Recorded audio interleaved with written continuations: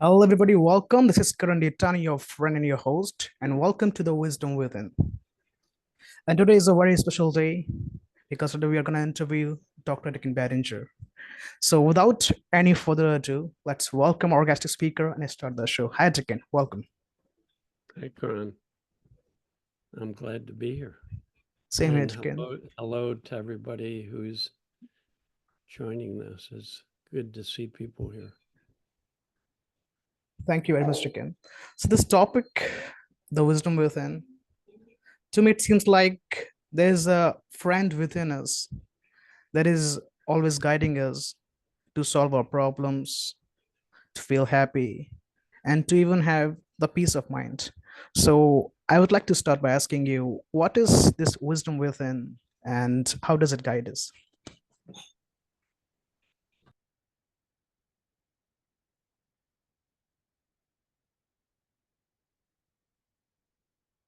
I fell in love with meditation at an early age.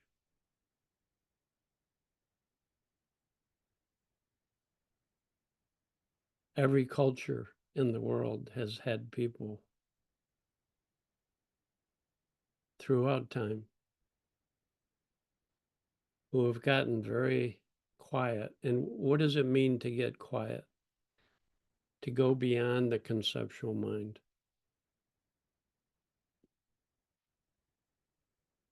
To not be engaged in the intellect. To go beyond ideas, beliefs, concepts. The thinking we do when we're actively thinking is conceptual. When we're fully present, we're not actively thinking and thoughts are flowing through quietly in the background. And we have no concern over the content of our thinking.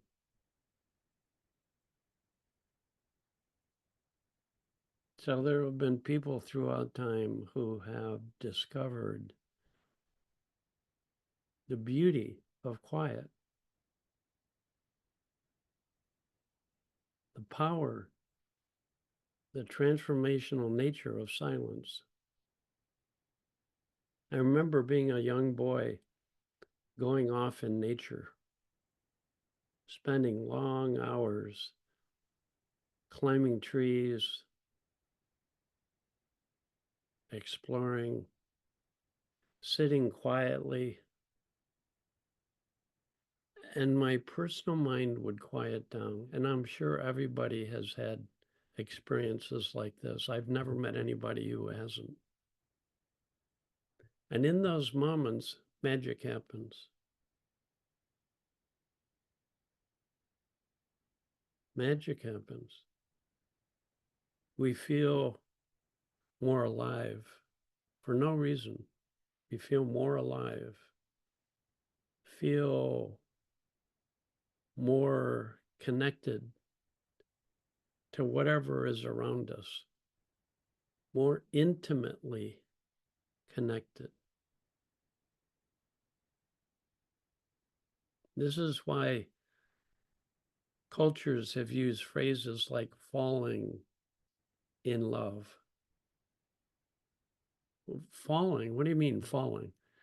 Falling out of the conceptual mind. And then there's an intimacy of presence, of consciousness, the feeling of aliveness, of what's true about us, about life. Many, many, many, many, many people have experienced this, and it has kindled a fire, inner fire, a passion for better, more deeply realizing this space. That happened to me at a young age. I got very interested in meditation. At one point, I was meditating 4 hours a day because I loved the discovery that in quiet, It would awaken my heart. It would awaken my heart, my experience of intimacy with life, with people. And when I was in a quiet, deep feeling space, I didn't have to think about what to do. I just did it. There was a knowing, a knowing. It's a knowing that then would tell me when to stand up, when to sit down, what to do without effort, without trying, without using my intellect to plan and figure it out.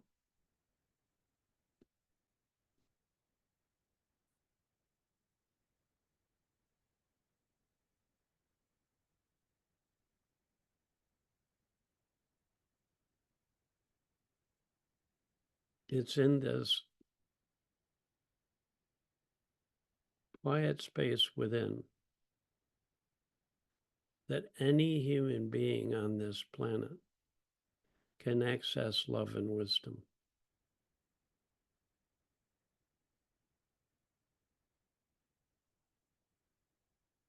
No exception.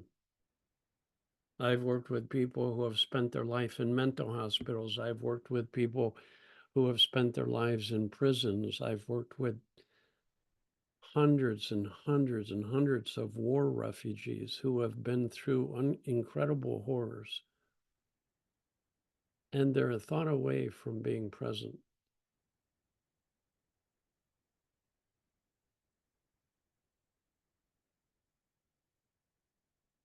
They're a thought away of being disengaging from the intellect and just being present. It's the most ordinary thing in the world. And yet people haven't been taught about wisdom. They haven't been taught about built in to the fabric of the universe is the capacity for love and wisdom. I haven't been taught that. It's not taught in schools, although it's starting to be. I have friends all over the world now who are teaching about wisdom in schools. You can talk to a 4-year-old about the guide inside. You can talk about them about a quiet mind. You can talk with them about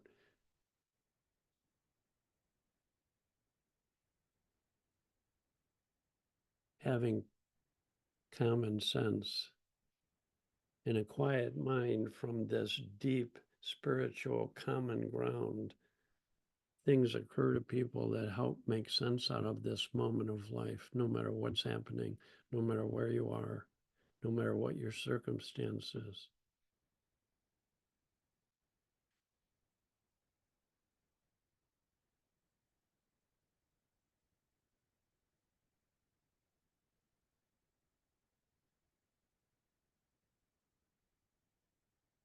Is this making sense to people? It's just ordinary. It's just Beautiful. it, it, it's built into the soul of every human being. I've seen no exception to that. Look at. Let me start with most people when they think of wisdom, think of people who are like incredibly wise, and wisdom is an intelligence that guides us whenever our minds are fully present, quiet, open, receptive to this intelligence from the universe. That's all. And it's so ordinary, but we miss it. We don't even know we're being guided on a daily basis. Every one of you, no exception. Every one of you has wisdom at core, no exception. You get in, if any of you drive a car, you get into a car. If you think too much while you're driving a car, you're going to be having accidents all the time. It's dangerous. You don't want to be with a driver who's caught up in their thinking. Some of us have experienced that. Hey, pay attention. Wake up.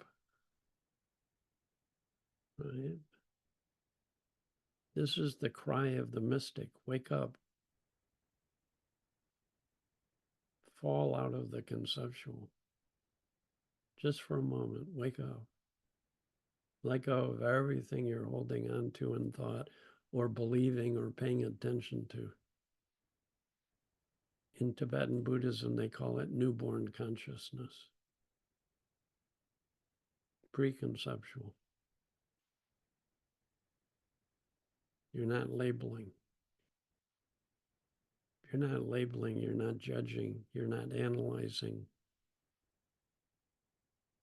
You're just, you're just present. So you're in the car, you start driving, you have this massively heavy vehicle that you're propelling through space at a very fast rate of speed past other very heavy vehicles coming the opposite direction, going really fast. And if these two vehicles were to hit head on, it would be disastrous.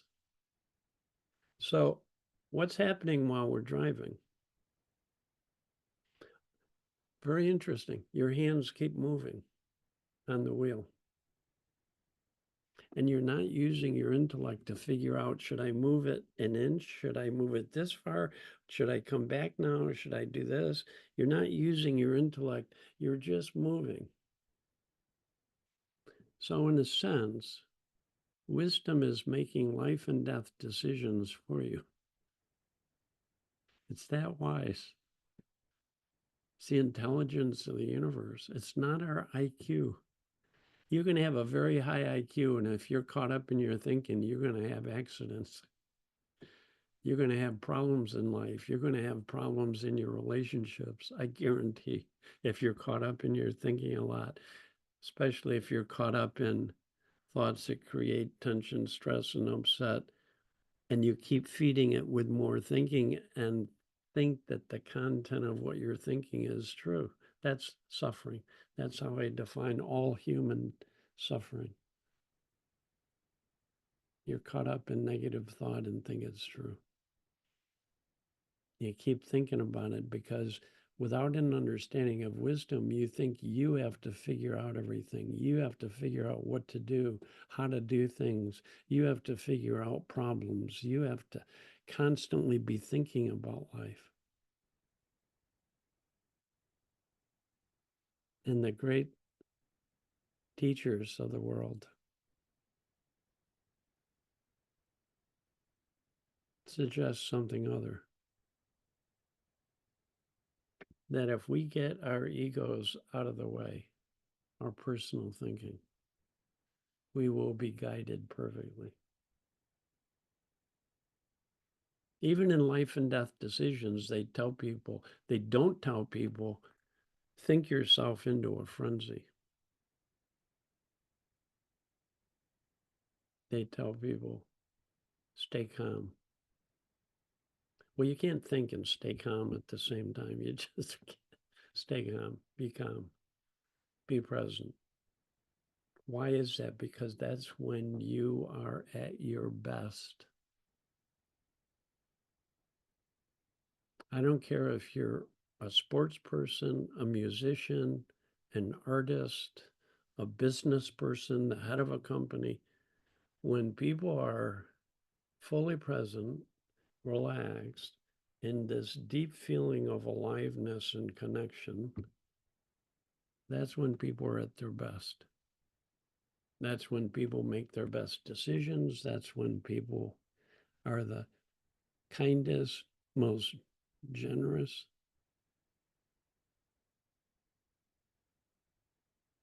That's when people are the most courageous.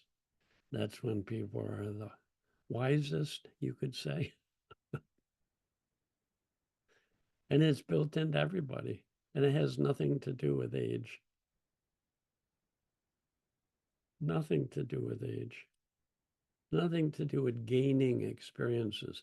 I know people who've had tons of experience who are so caught up in their thinking, this natural wisdom and love doesn't come through them. The oldest metaphor about wisdom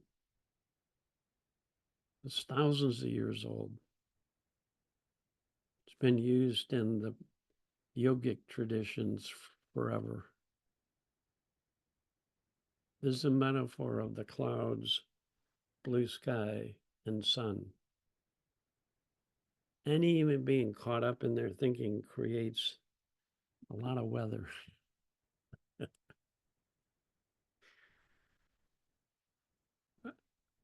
I have teenage grandkids. When they're caught up in their thinking, all the drama, all everything is just like dramatic and oh, insecurity.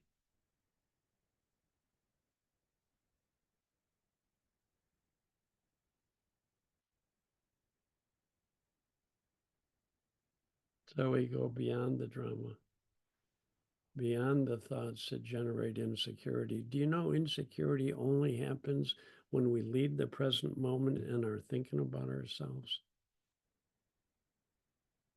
Do you know if you're fully present, there is no insecurity? It doesn't exist because it's not being created by judgmental, limited, personal thinking. There is no insecurity in the now. You can have the most insecure thoughts come through your head, but you don't pay attention to them.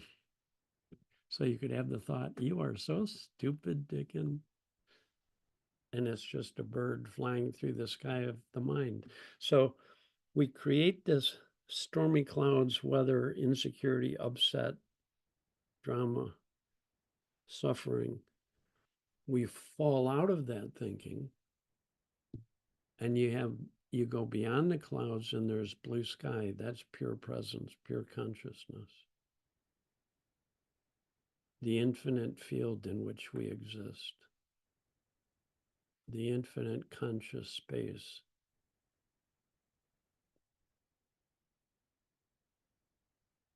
And then you go beyond the clouds into blue sky, and then always the sun is there. You lighten up, you go to the light. There's a warmth and a nourishment in that light. The warmth is love, the nourishment is wisdom. So, what is wisdom? It's an intelligence built into the infinite field of life energy, spirit, that when the human mind is open and receptive, we're like a radio, and wisdom is like the music in the air. It's always there in the air. You just have to get tuned in to hear it. If you're caught up in static, you're not going to get any music. You're not even on the right channel. I don't care who you are, what your situation. If you're not tuned in to the now, you're not open and receptive to the warmth of the sun, the light coming through, the light within. It's been used as a metaphor for pure consciousness for centuries. And that light is full of knowing.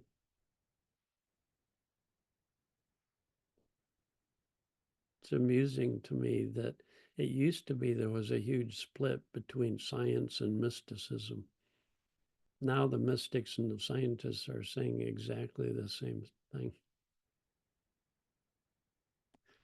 The physicists are saying there's a quantum field that's infinite. There's a field of pure formless energy, and out of that field, everything that's created arises. It takes temporary form as subatomic particles that dance in and out of form. It's just energy dancing in and out of form, the cosmic dance of life.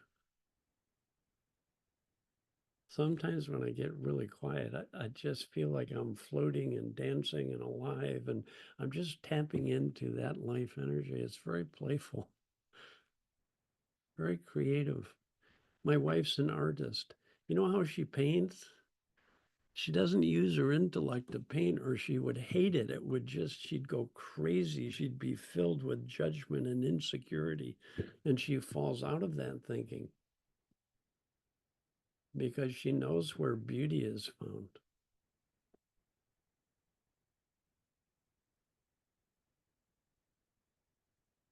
We drive around in her car and she stops the car all the time.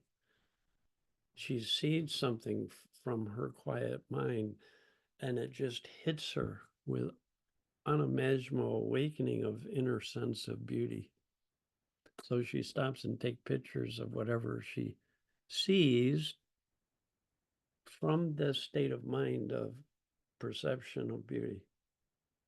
She comes back to her studio. She has all these pictures up of what she took pictures of. But she won't start painting. She told me, it's so fun to watch creative people. They know about wisdom. They get really present, really quiet. They might put on their favorite music. They might read poetry. They might do something, and they fall into this quiet, deep presence, alive, passionate, passionate. Passion is just the feeling of life energy flowing through your physical being. When you're not holding and obstructing. When we're thinking without realizing it, we're taking a hose filled with flowing water and we're crimping it, we're stopping it up, and the pressure builds up and we feel tension, stress, and upset. It's only one cause: we're holding on to low quality thought we think is true. But when we fall out of that thinking, we uncrimp the hose and it flows through with a force, unbelievable force. Unbelievable force.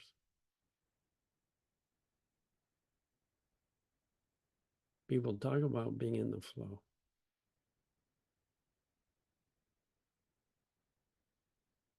Isn't it interesting that when most adults feel tension, stress, or upset, you know what they do? Innocently, more thinking. Observe it, watch it. Watch it in yourself, watch it in other people. It's innocent because we think we can use our intellect to solve our problems. You can't. The intellect is like a computer. You don't go to a computer for love or wisdom. You go to it for really cool, fucking cool information. You can Google all kinds of cool stuff, let me tell you, and it's fun. Information is fun and it can be very helpful. That's an appropriate use of the intellect. Thank God we have this computer. It's beautiful. It's part of evolution. It's a tool. But like any tool, it can be used unwisely. And if we start thinking about something in a way that creates tension, stress, or upset, we're using this infinite power of thought to create misery. But there's wisdom behind that too. It's such a intelligent system. Tension, stress, or upset doesn't say anything at all about what's happening outside of you. It says what's happening in your thought world. It's all thought. And if you're holding thought, you're going to start suffering and you'll block your access to love and wisdom. So, you know what we tell our kids who have too much screen time? Put your phone down. Come back to the now. You've had enough screen time. Because you know what happens to kids who spend tons of screen time? They become more anxious and more depressed. I've seen it happen during the pandemic. I got phone calls from almost every parent I know saying my kid's struggling, they're having trouble, they're becoming more dramatic, they're feeling really down, and I can't believe the number of teenagers who became suicidal. I talked to quite a few. The most difficult screen time is not the phone. It's living constantly in your intellect without access to the life force that lifts your spirits, brings you peace, joy, love, happiness, and that guides you through life perfectly. And if we cut off from our access to love and wisdom, we very quickly, it's like having a plant and not giving it sunlight or nourishment. It withers. Human beings wither without being open and receptive.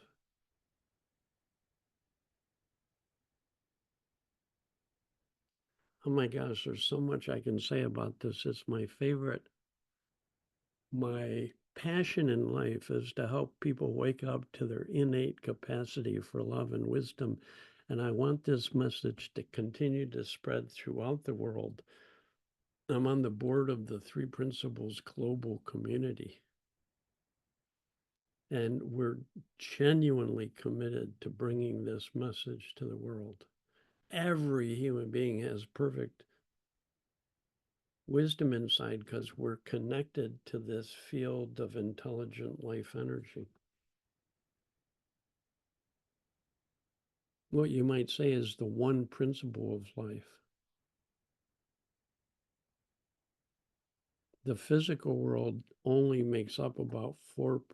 This is according to scientists at NASA, North American Space Agency, after years of scientific study of the energy of the universe.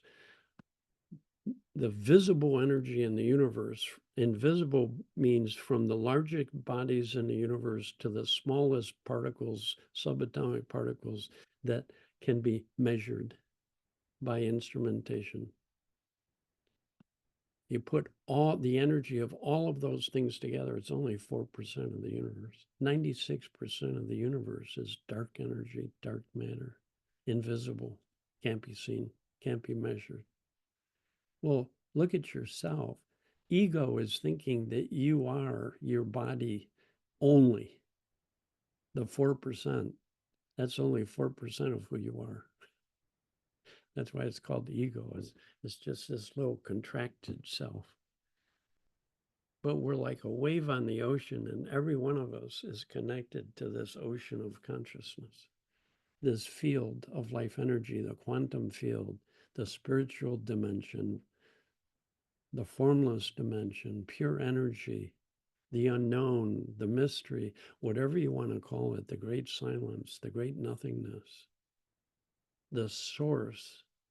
The one principle is the formless life energy is connected to the world of form because everything in the world of form is created and sustained by this formless field of energy. And then I meet a Scottish welder who has an enlightenment experience with a 9th grade education. And he says there are 3 fundamental qualities to the 96% of who we are. Infinite creative potential. Call that the power of thought. Consciousness, everything that's created. Consciousness is not within human beings. We're in this infinite field of consciousness. So everything created is created from consciousness. So every cell in the universe has awareness. We have the gift of awareness, which allows us to be aware of the fact that we're thinkers. We're aware of creation. We're aware of anything that has form. Awareness comes before. Consciousness comes before form. And the third quality is intelligence. It knows how to create and operate what's created and guide what's created toward thriving. That's called, in human beings, people for centuries have called that wisdom. It's impossible to be separate from the field of energy that's living you right now.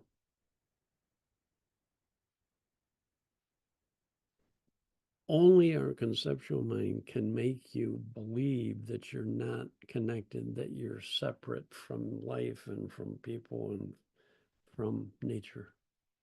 Only thinking creates separation.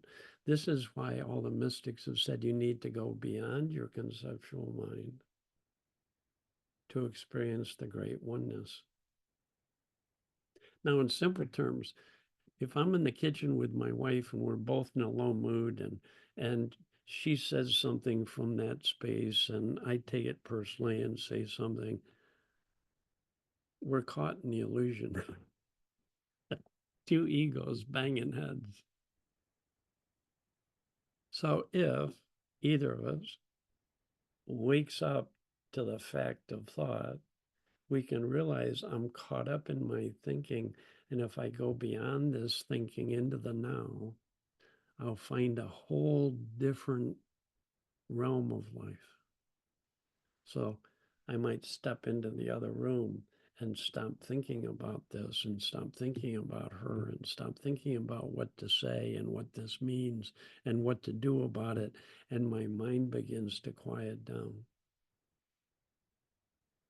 Sid says if you really have insights into the nature of thought, it'll bring you back over and over again to a meditative state. Not doing meditation, but our natural meditative state, full presence. And you rest there because you know any thinking will destroy that peace. And you rest there until all those thoughts settle out. And what happens?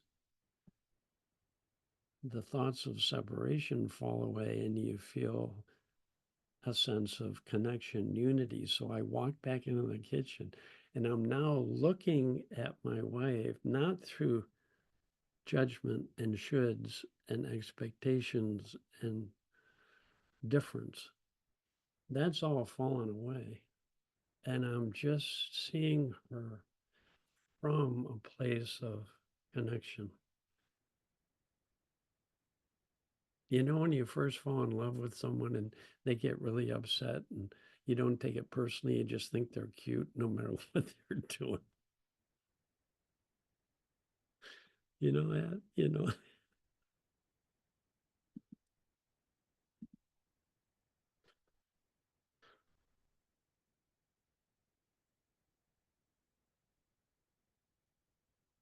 I don't know, folks. Where would you like to go with this? What it, can we check in with people and see if anybody, what people are hearing or what's helpful or what questions people might have? Can we do Sure, that? sure. Does anybody have any question to ask Dicken or to share something from what you've heard so far? Anybody? You could raise your hand. Okay, somebody says, I'm stuck with intense, anxious feelings. Yeah, I lived that way forever. For a long time. I didn't meet Sid until I was 42. And even though I'd been a psychologist for 10 years, the more education I got, the more thinking I did. Because it wasn't wisdom teaching I was learning, it was teaching of to the intellect. People who got the highest grades were the best at hearing information and remembering it and then regurgitating it. There's nothing wrong with that kind of learning. It's information learning, but it's very, very different than insight learning.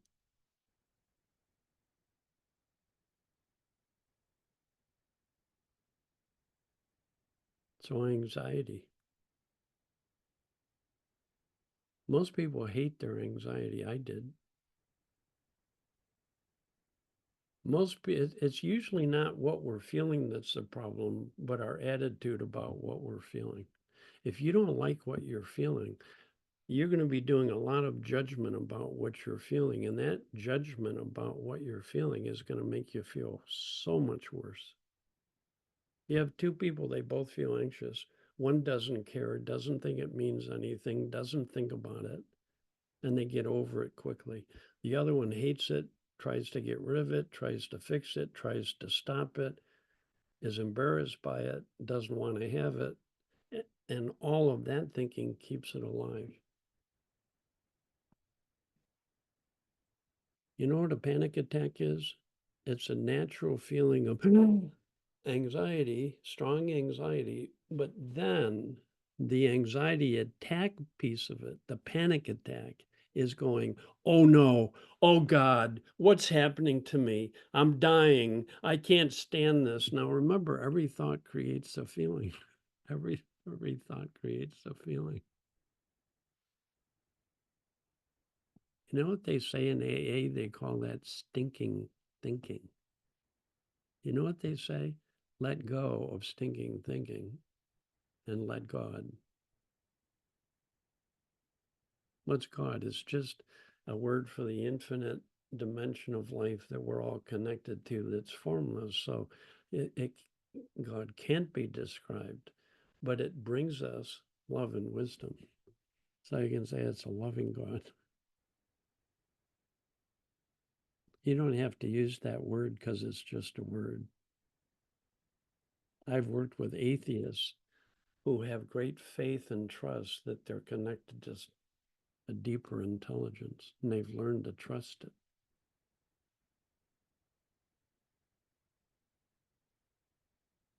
So in anxiety, it's helpful to people. Talking about anxiety is natural, normal. You don't have control over what thoughts pop into your head. You do have control over what thoughts you pay attention to. That's what's called free will. And I used to pay so much attention to my thinking, and I had so many judgments about it.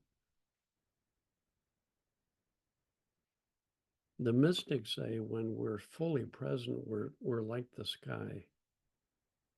And those thoughts then are now free to come and go as they will. And you're not trying to control them in any way. You're not trying to stop them, fix them, change them, improve them. You're not waiting. Ego is always waiting to feel better and then upset that it's not feeling better. It's just more thinking upon thinking upon thinking. And our personal thinking generates one thing: contraction, fear. When we're not in our personal thinking, it starts to open up. So when I've worked with anxious people, if I talk to them in a way that they become really present, in those moments that they're present, they're not anxious.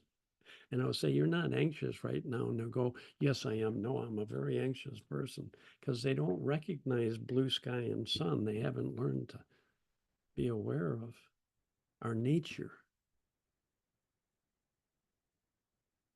It's natural to have weather, but the weather happens within this open-minded concept of consciousness, awareness. You can be aware of anxiety, and if you really recognize awareness is not anxiety, it's what's aware of anxiety. It's before anxiety. But we identify the anxiety as who I am. We always, as human beings, tend to identify who we are by what we're thinking and feeling. And who you are is what doesn't come and go. And thinking and feeling comes and goes and changes all the time. If you let go right now of literally everything you're thinking and feeling, you don't go away. You're still here. But what is it that's still here? If you're not your thinking and feeling, and you're not holding on to any of it, and you don't care what comes and goes, you don't care what you're feeling, what you're thinking, you're just present, resting, resting in the now. What's still here? Can you be aware of that sense within yourself? It's just energy, it's just presence. That's what's meant by presence. Or some people call that your soul.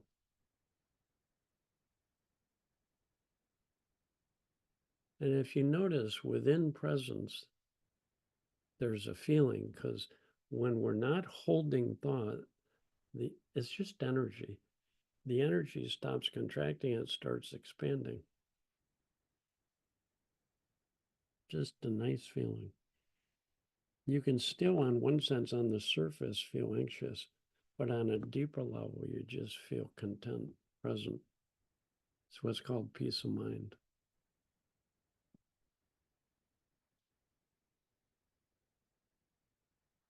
So thank God you feel anxious. It's a reminder of wisdom. It's an invitation to fall present. It's a gift.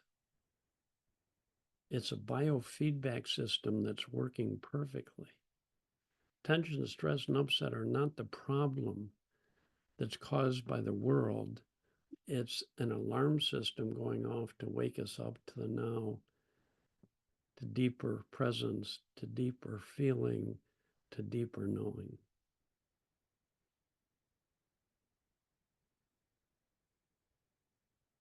Hopefully that's helpful. You don't have to understand it.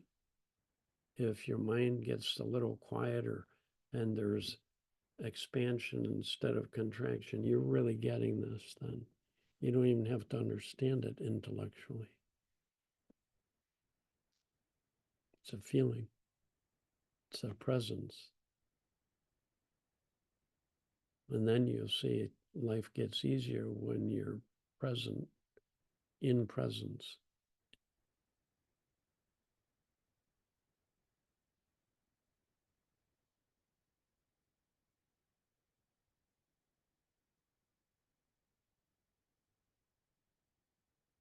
Yes? You have a question? Sorry if I didn't get your name right. But Yeah, it's Divyesh. Divyesh, can you hear me? Okay, I think you're muted. Can you please unmute yourself? Okay, just a sec. Let me unmute you. Hello. Hi. Hi, Divyesh. hello. Sorry, I've got a dark screen because I got a dog and it's 5:48 a.m. in Sydney, Australia. So I don't know whether I'll wake the little one up. So I'm lying in bed. Yeah, good for you. It's snoring You away. really are resting. This is good. Well, that might be a matter of different points here. But always lovely to hear you, Dicken. And Karen, thank you for, as usual, you and with Jim back and everybody, you keep on holding this. Um, I've been in this principle since, I guess, 2018.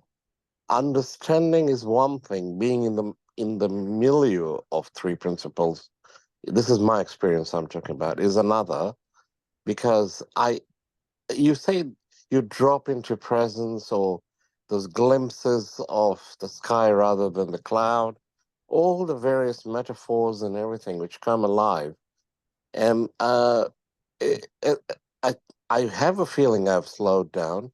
I came in with just obsessive compulsive, I'm putting a label because it's a Yeah. description, Yeah. obsessive compulsive overthinking, worrying, insecure issues which look even to this day whenever I enter the thinking, so insecure thinking, and just not despite, but I attend a lot, and now I've come to the insight that yes, I love my presence with you guys, you or Judy or Chris Heath or George or Natasha, all your beautiful coming.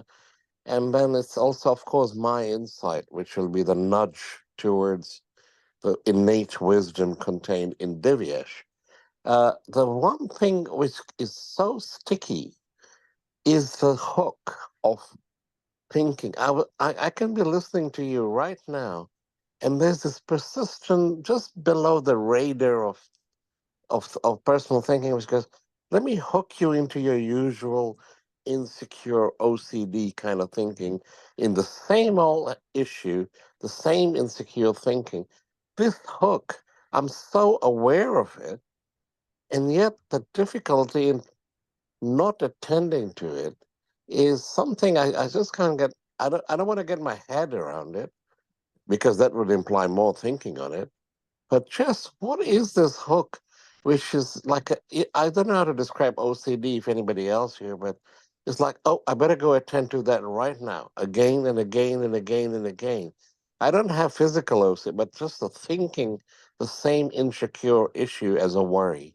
So I don't know whether I've got a little bit roundabout, but and I'm sure you addressed it just now, but this OCD hook, let me call it that. Thanks, Dickens. Yeah, thanks, Divyesh. That's a that's a great question. It's common for us. We're Hmm. human beings. And the human part of us is the physical part of us. So we open our eyes and we see physical objects, and then we start thinking about them. That's what the intellect is created to do. It will start conceptualizing the instant you focus on any objects. So all the great spiritual teaching says if you're looking at objects and thinking about them, you're always going to be OCD because your intellect won't shut up then and it'll keep generating concepts. That's what it does. It's not bad. It's not wrong. It's built to do that. If you look at things, it's going to think about them. Yeah. Right? Right? Yeah. Okay, so here's the Attention. deal. So what? If 90% of the time you're focusing on things and thinking about them, if you know where to look to find wisdom and love, and it's not by focusing on things. So when I say if you let go of everything, the most important part is becoming aware of presence. It's not a Mm. thing. It's not a thing. And when I do that, I don't care what mood I'm in, I don't care what I'm feeling. If I look toward that beautiful formless within the now, resting in the now, not paying attention to objects, I'm not focused and concentrated on anything. Hmm. I'm just wide open. Like if I'm thinking, I'm focusing on something. If I'm present, there's the tree, here's my hand, here's my voice, I can feel my chair. I'm not focusing on anything. I'm just awake, aware of everything, if you will. Right? And then at a certain point, I'll feel better. So all kinds of hints have been left by the wise. They'll say, if you have just a glimmer of good feeling, even if it's once a day for 30 seconds, give it away. Bring that Mm. love, bring more love and kindness in the world. And if your only job is to quiet down, find a nice feeling and give it away, if that becomes your job and you keep doing it, I guarantee you'll become less OCD. You become less intellect bound. You become a lover and you'll be focused on love, and then you'll be grateful. Even I worked with a woman who was clinically depressed, and she had 5 minutes every day. She said, Dicken, after I've spent time with you, I no longer am depressed all the time. There's 5 minutes every day I'm not, but that's the only time I make decisions, and I stopped trying to make decisions during the 95% of my day, and I'm making great decisions, and I'm bringing that when I feel good for 5%, I run and find someone to be kind to. And then Mm. next time I saw her a few months later, she comes up and stands in front of me and goes, Dicken, 50%. Mm. 50%. Next time I saw her a year later, she said, Dicken, I rarely feel depressed. But she learned where to look. That's the secret. She learned where to look. You can't find well-being by focusing on any object, including your thought content and your feeling content. She knew where to look into that. So Sid would say things like, look for silence, look for presence, look within, look for a feeling when you're not thinking about it. It's just the feeling of being alive. That's another hint. There's tons of hints that have been left by great teachers, tons of hints, because they can't explain it. They can't tell you. You have to find it. So these hints just point you in a direction. I've worked with people who are psychotic, and I say, right now, are you alive? And they look at me like I'm crazy. And I say, this is not a trick question. I really mean it. Are you alive? And they stop for a minute and go, yes. Duh. And I say, well, that's interesting, but how do you know you're alive? What did you just check to find out if you're alive? It's not a thing. It's a presence. It's a feeling of aliveness. That's when life energy flows through a human being, there's a feeling, it's the most fundamental feeling of being alive, the feeling of being. Some spiritual teachers call it the feeling of being. Sid would say, there's no word in any language for the feeling I'm trying to point toward because it comes before your intellect. Before your intellect puts funny words on it and labels. It's just the feeling right now of being. The feeling of alive. And that takes you out of OCD, takes you out of obsessively focusing on things and thinking about them. I used to obsessively focus on myself. What am I thinking? What am I feeling? Content. What am I doing? All of psychology for 200 years has asked people to focus on content. Thought content, feeling content, behavior content. All of psychology, the history of psychology is focusing on content. It's not spiritual. Hasn't been spiritual. They thought the spiritual was too irrational and not helpful. So at a certain point, people stopped focusing on spirit and they started focusing on what already has been created, which strangely enough is just the past. It's not the now. The now is not in time. Concepts create time. So knowing where to look, and it doesn't matter if it's for a second a day, if you touch that space, as the Buddhists would say, you become more and more familiar with that space. In Hinduism, they say that space is rasa, it's full of juice, the juice of life, the aliveness, the good stuff. Ramana Maharshi calls it pure happiness. It's just at our core, at the deepest being, the feeling of being is happiness because it's before the intellect. There's no judgment, there's no shoulds, there's no expectations, there's no diminishing, limited concepts to pinch it, crimp it. It's free. It's free, absolutely free. The feeling of freedom.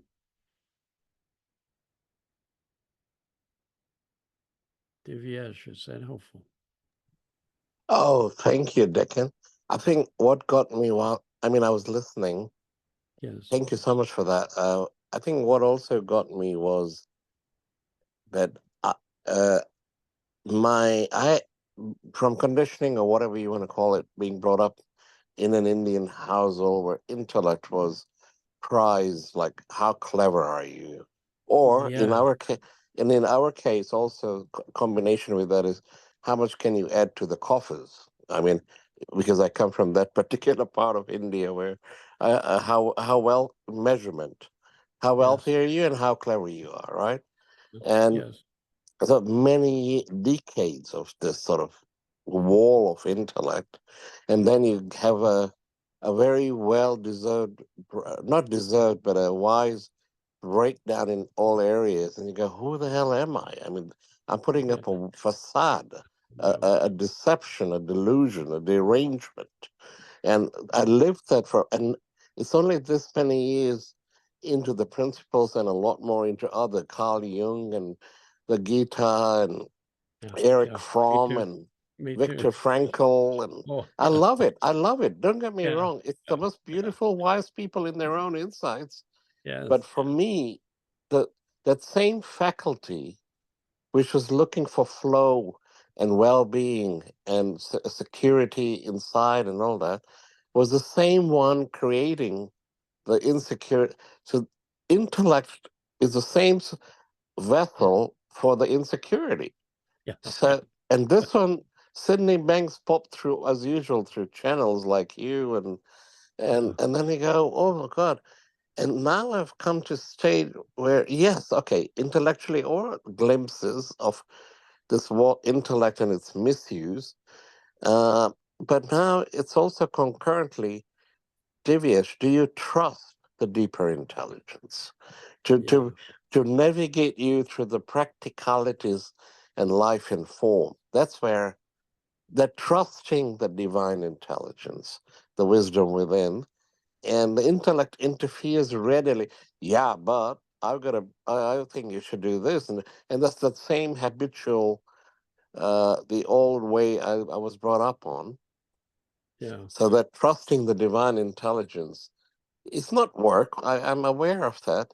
It's a realization, but I get very few glimpses to see, oh, I make the best decision when I was free, when I wasn't, like just showing up or something. Sorry, That's long right. winded. Well, it's certainly ringing a bell for me. The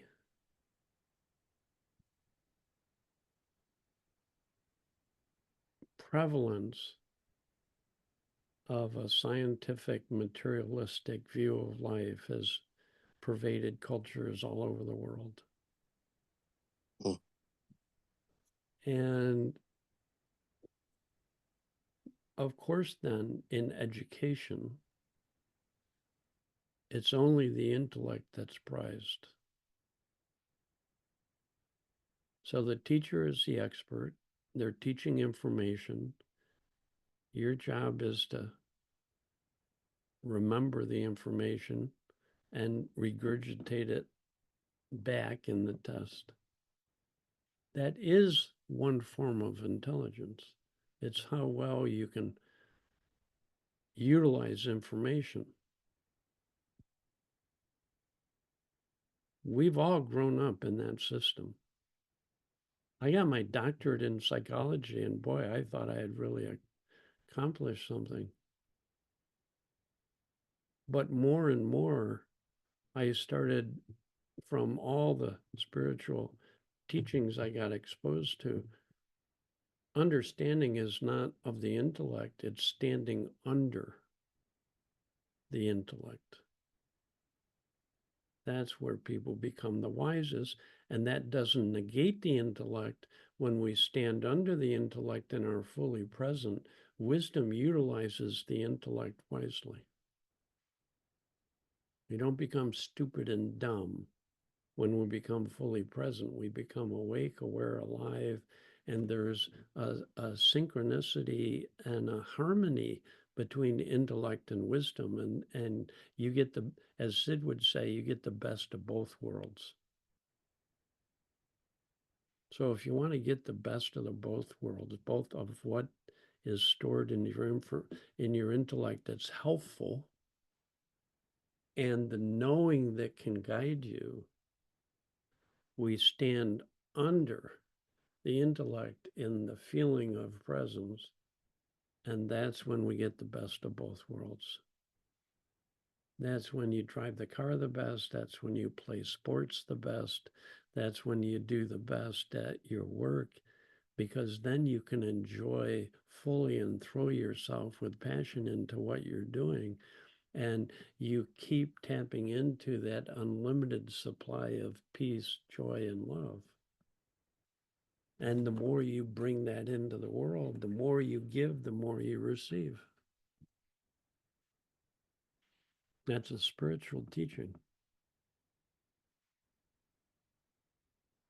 It doesn't matter if you're miserable most of the day, if you give away your kindness and warmth. I've worked with people in bomb shelters in the Ukraine with bombs going off overhead who fall out of personal thought, and immediately they can be kind to other people in the bomb shelter. That's an unconditional love. That's the love Jesus talked about. That's the love Krishna talked about. It's an unconditional love.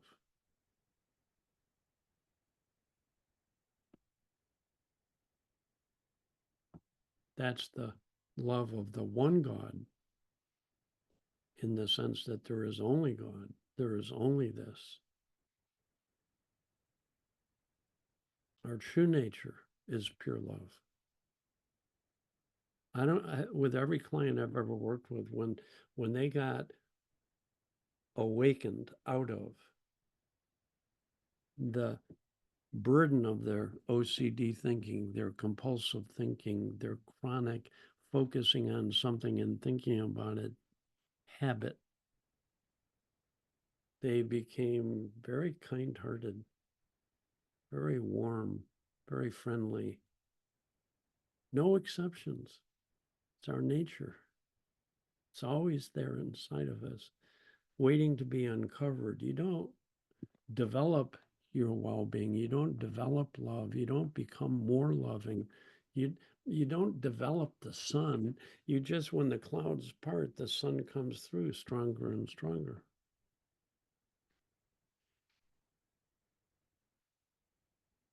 This is not a self-improvement program. It's a realization of what's true.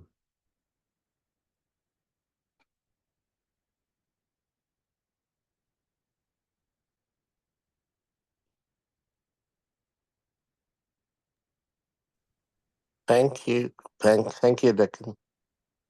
You're welcome. I'm glad you could join us that early. It's very noble. Thank you. Thank you for this. Thank you, Devesh. We could have a little pillow talk. Yeah, the right kind of pillow talk. Yeah, the right kind. All right, so it's been our time to say bye for now. But before we leave, Dicken, I want to say thank you to you. I remember when I started, it was like 3 years ago. As a host, there was nothing. I asked you to do an interview with me, and you said yes. And since I started with you, I've been hosting, and now there's a community of almost 4,000 people on Facebook that I've created. Mhm. Wonderful, Yeah, wonderful. yeah, Good and for you. It's a wonderful, simple, powerful, profound message to share with people. And then you have people like Phillips, who's joined us today. If you notice, yes. he's part of Three Principles Africa and has been working in the alcohol department there and has told me stories that have really, really touched my heart, because he's telling stories that demonstrate the power of waking up and touching this happiness within that's free and bringing it into your life and your world, which is love, and how that has helped people get off their addiction to alcohol, and how it's helped people to regain a loving family life and go beyond the unimaginable memory-based horrors that they witnessed earlier in their life in the war zones they had lived in, and be free of that trauma, be free of that. It doesn't mean those memories don't come back, but if they don't frighten you and they're just passing thought, it doesn't have the same effect on you anymore. You literally can be free of your past because it doesn't exist right now except as passing thought. And so it's wonderful to see how this is spreading through the world by these generous, kind, loving people. Karan, I heard your name in the Yes. Mahabharata meant someone very courageous and generous and kind and giving. Most names at their very root point back toward our true nature, right? Point back toward aliveness before language. So, anyway, that's another whole story. It's delightful to see Ellen is here and Suzanne and Tyson. Oh, Jerry is here with this great face. I love, love looking at Jerry. Hi, Jerry. And those are the faces I see, and then the other people listening in.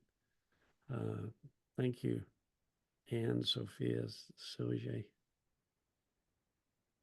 Susan, Katrina. Okay, Karan, Thank you're you, a great Dicken. Thank you guy. very You're much. a great guy, and you've been kindly persistent with me to finally pin down a time when we could do this and make it happen. So, thank you, folks, for joining in.